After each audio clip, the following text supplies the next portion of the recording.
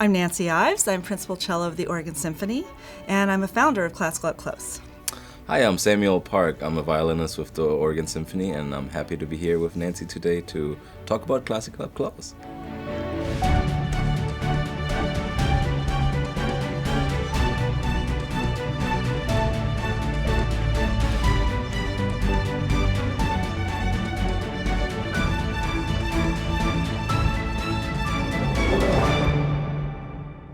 We were scheduled to go to Carnegie Hall for the second time. We had gone in 2011 and had an amazing experience.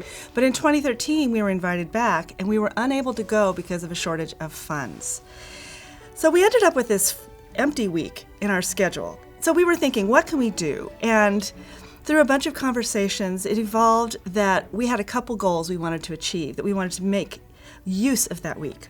We realized the fragility of the orchestra. It takes a huge community to support a full-time orchestra like the Oregon Symphony. There's almost no government support in Oregon. It's one of the lowest in the country. There's very little corporate support compared to other cities because we don't have those huge corporations that are based in Oregon. Headquarters, I should say. They have bases, but not the headquarters.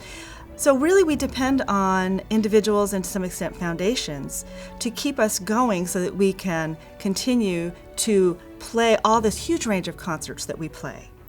Ticket sales can't cover all the expenses because we don't want it to be unaffordable. We want people to be able to come. So we thought, okay, this huge community is vital to what we do, and we are vital to them. That's why they support us. What can we do to thank them? So we thought, okay, we can go out to where people live, work, and play and say, hi, we're coming to you now because you come downtown to us all the time. So we're going to come out to you.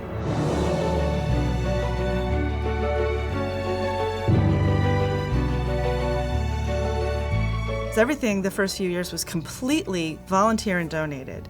Mostly churches that were willing to let us use their facilities to perform a larger concert. And then we did little concerts that we called blitzes. It was hard to come up with a name. We wanted it to feel like a flash mob, but we wanted people to know where to find it. So I said, we're kind of blitzing the area. Let's call it blitzes. So that stuck. We're really trying to go in different areas of our local community. We've been expanding to the east side, the west side, and many places so we can get closer to the audience, so we can come to their neighborhood and they don't have to travel far. We also decided that part of the point here was for us to get to know the audience and them to get to know us. So people who come to our concerts at the Schnitz or in Salem at Smith Auditorium, they see us as this one big organism. And that's part of the magic of a symphony orchestra. It is, 80 to 100 people who are playing like one organism. And that's, when it's really cooking, it's just amazing. There's nothing like it. The string sections, each one sounds like this one giant violin. But in the middle of that group of violinists, you have a real star like Sam. You have a lot, it's like a constellation of stars. Because to get a job in the Oregon Symphony, you have to play a world-class audition, or you don't get the job. So that was another thing. We're like, we want people to have a chance to get to know us as individuals. Between each piece, we had question and answer sessions, and that is a blast.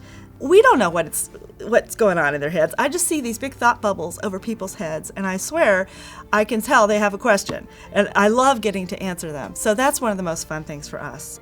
I think the atmosphere is just completely different than from the one at the Arlene Schnitzer concert hall during a symphony concert. It's so casual and informal that parents don't have to be afraid to bring their young children or that it's noisy.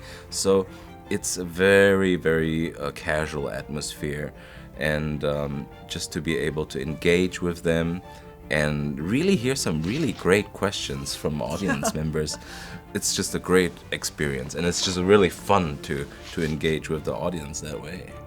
There are a lot of barriers for people to get downtown and hear a symphony concert, and we want them to, share that experience with us as well.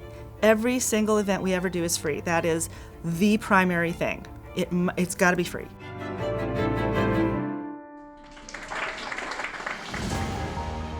people who care about this art form want other people to have access to it.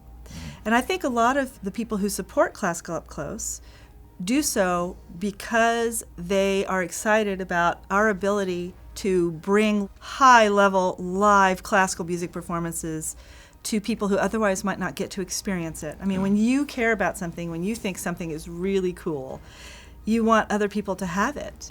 The Oregon Symphony wouldn't exist without it takes way more than a village. Yeah. It takes a metro area. In a way, Classical Up Close is like a big thank you note to the community. But it has turned out to be even more than that, because we really have been able to share the music in different ways that aren't feasible with the whole orchestra. Yeah. I don't think we fully understood what we could do with something as simple as putting on a few free concerts in churches or community centers. I don't think we really knew how many ripples there could be. What we do has been really impacting a lot of people in this community in a positive way. I think that keeps us really going, to continue this and to believe in what we do and to share that with as many people as we can possibly.